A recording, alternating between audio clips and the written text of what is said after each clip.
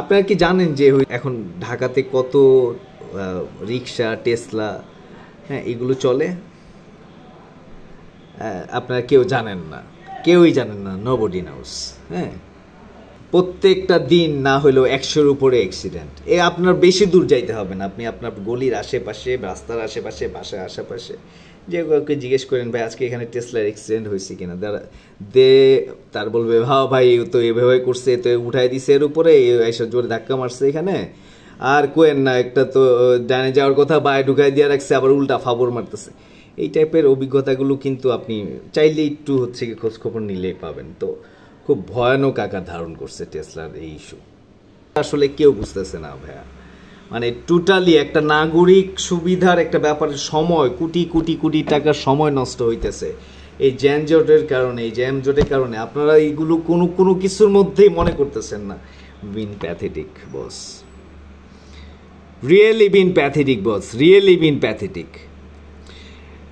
মানে আমাদের তো বাল বাঙালি আমরা, আমাদের তো কোনো মানে ইয়ে নাই, কোনো কিছুরই দাম নাই, জীবনের দাম নাই, কোনো কিছুর নাই। আর সময় তো কোন বাল একটা জিনিস হয়ে গেছে, তাই না? আমরাও মানুষ, তেলাপোকা একটা প্রাণী, জিনিসটা এরকম হয়ে গেছে, তাই না? সময় তো আমাদের কোনো দাম নাই, কোনো কিছু করতে হয় না সময়ের কারণে। মানে আপনি আমার অনেক ইমোশনের জায়গা আছে সময়ের কারণে।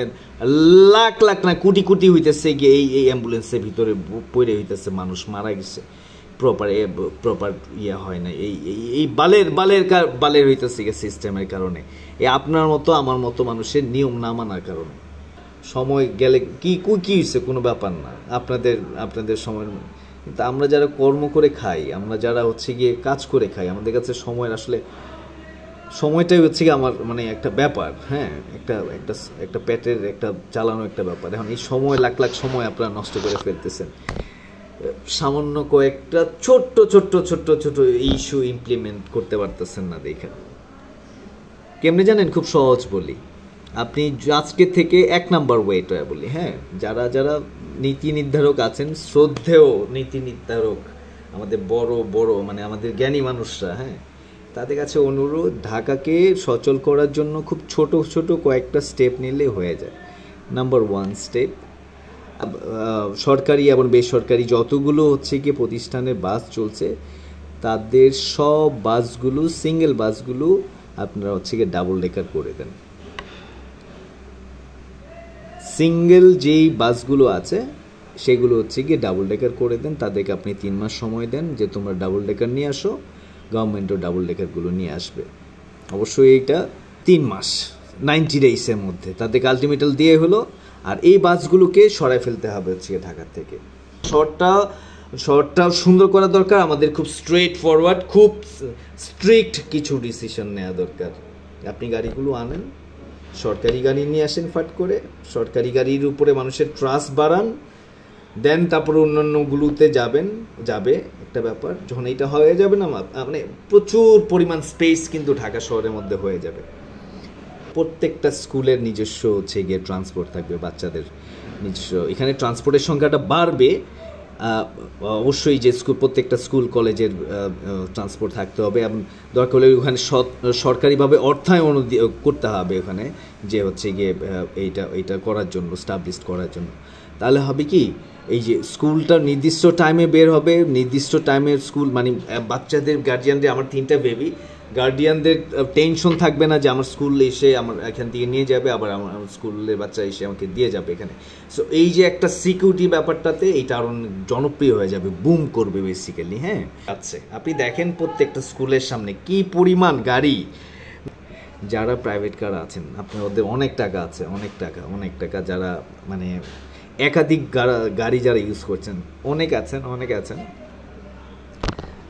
তারা সবাই মিলে একটা কাজ করতে পারেন যে আপনাদের সবারই বাচ্চা টাচ্চা টিয়া আছে, যাদের বাচ্চা আছে তারা যদি চান যে এটা পারেন, এটা করতে পারেন আর কি, যে তারা দাবি করতে পারেন যে হচ্ছে গিয়ে স্কুলের বা গভর্নমেন্ট বলতে পারে যে হচ্ছে গিয়ে যতগুলো স্কুলে ভালো, যত নামি দামি স্কুল, যত কম দামি স্কুল, যত ফকিনি স্কুল দেখবেন, এখানে হচ্ছে গিয়ে এখানে একটা স্কুল ছুটির সময় একটা বা আসার সময় একটা বিশাল একটা জ্যাম লেগা থাকে। সো এই জিনিসটা মনে হয় তখন হইতেছে দূর হয়ে যাবে, এখানে একটা পোর্শন খালি হবে।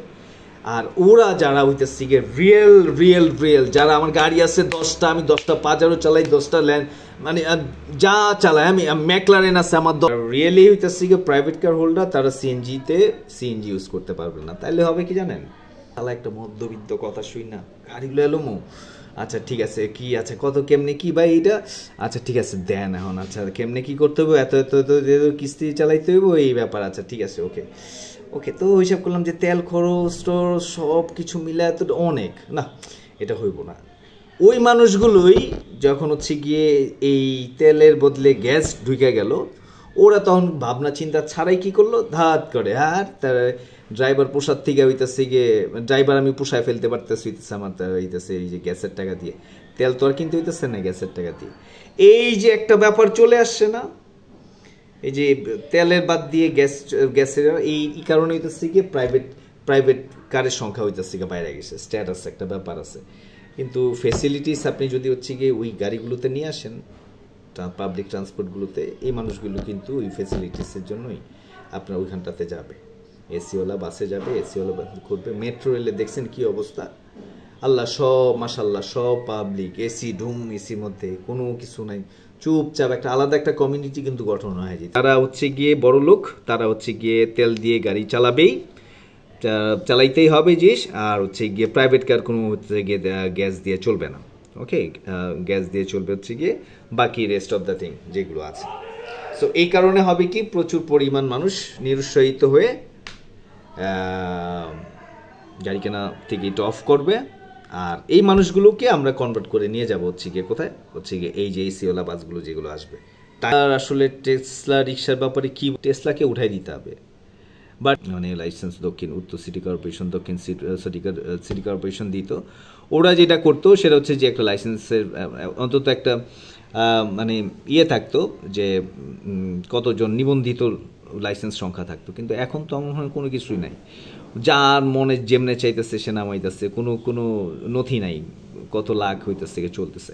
রাখবেন না পায়ে টানাটা রাখবেন না কি করতে হবে, বা টেসলাটা রাখলে সেটা সিকিউরিটিটা কতটুকু আছে, হ্যাঁ, ওটার পায়ে ব্রেক ধরে দুই পাশে যাতে ব্রেকিংয়ের ব্যবস্থা থাকে, এরকম একটা সেফটি ওয়েতে আপনারা হচ্ছে গিয়ে মানে করতে পারেন। আর ওদের জন্য একটা লাইন রাখতে হবে, স্টুডেন্টরা করায় দিয়ে গেছি আজ থেকে কত বছর আগে, বুঝতে পারতেছেন, হ্যাঁ, রিক্সার লাইন হবে একটা, এখন ওদেরকে একটা লাইনের ব্যবস্থা করে দেন, লাইসেন্সিংয়ের মধ্যে কিছু একটা নিয়ে আসেন, মানে ওদেরকে একটা করে নিয়ে আসেন যে এত সংখ্যা, আর খুব কঠিন সিদ্ধান্ত এদেরকে নিতে হবে, কারণ কঠিন সিদ্ধান্ত না নিলে আপনি ঢাকাতে বাঁচাইতে পারবেন না। হ্যাঁ, ঢাকা তো আসলে আপনার আমার সবারই প্রিয় একটা জায়গা, বুঝছেন, মানে প্রিয় একটা মানুষ। দেখেন ঢাকাতে যারা আসে, আমার খুব খারাপ লাগে, ঢাকাটারে সবাই ইউজ করে দিয়ে চলে যায়, ঢাকার বাইরে থেকে আসতেছে, ঢাকাটারে কেউ আপন মনে করতেছে না, এই যে আসতেছে থাকতেছে, বাড়ি ভাড়া দিয়ে থাকতেছে, মাগনা তো আর থাকে না, বাড়ি ভাড়া দিয়ে থাকতেছে, ওই জিনিসপাতি কিনতেছে, যেখানে ইচ্ছে সেখানে হইতেছে গিয়ে, মনে করেন রাস্তাঘাট ময়লা হাবি যাবি, যেখানে যে যার মতো করে হচ্ছে গিয়ে জিনিস করতেছে, যে কোনো একটা ব্যাপার তো থাকে যে হ্যাঁ এখানে এটা ফেলবো না, ওইটা করবো না, ওইটা করবো না। সো এইগুলোর কারো কোনো দায়িত্ব নাই আসলে, কেন দায়িত্ব থাকবে, ঢাকা তো আসলে মানে এক রাতের অতিথি একটা ব্যাপার হয়ে গেছে। হ্যাঁ, সো তারা আসবে যাবে কাজ করবে চলে যাবে, শেষ, বাকিটা হচ্ছে গিয়ে।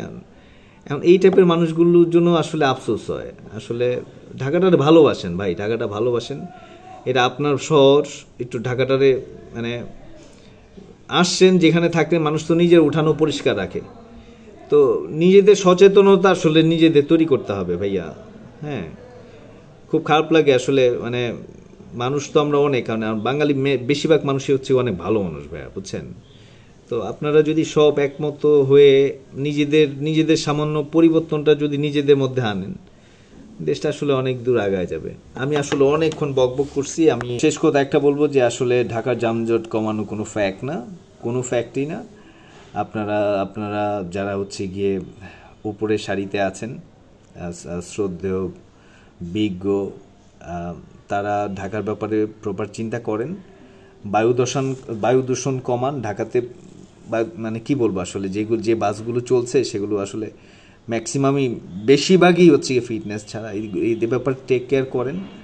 হ্যাঁ, রিক্সার ব্যাপারে ব্যবস্থা নেন, একটা সলিড একটা ব্যবস্থা নেন। আর হচ্ছে গিয়ে প্রত্যেকের নিয়ম কানুনের ব্যাপারে হচ্ছে গিয়ে জানান যতটা ভাবে সম্ভব। আর জেনারেশন আসলে সবাই মিলেই করতে হবে। আপনার জায়গা থেকে আপনি একটু চেঞ্জ করুন। এই সোনার বাংলাদেশ, সুন্দর এই বাংলাদেশ, আমার মায়ের দেশ, আমার বাবার দেশ, মানে আমাদের সবার মায়ের আমার মাতৃভূমি। একটু দেশের জন্য একটু কাজ করুন, একটু কাজ করুন। দেখুন আসলে আমরা সাধারণ জনগণ যারা আছি তারাই আসলে পরিবর্তন করে দিতে পারবো ইনশাল্লাহ। ভালো থাকেন, সুস্থ থাকবেন। টেক কেয়ার, আল্লাহ হাফেজ।